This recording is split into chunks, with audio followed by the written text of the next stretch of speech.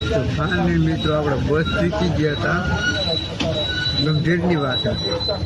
આપણે વહેલા 5 વાગ્યે જવાનું હતું બસમાં.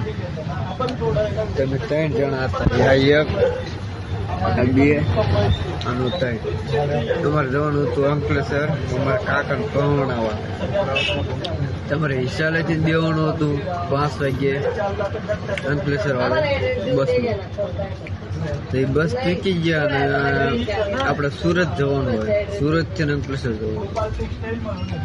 આપણે તારે બસમાં બેસી જાય જો હા એમ લખ્યું હોય કે ધૂમપાન મનાય છે કચરો કરવો નહીં.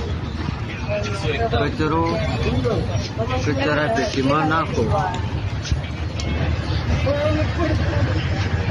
મારા કાકો ખાવા મળ્યો શીંગદાણ ખા.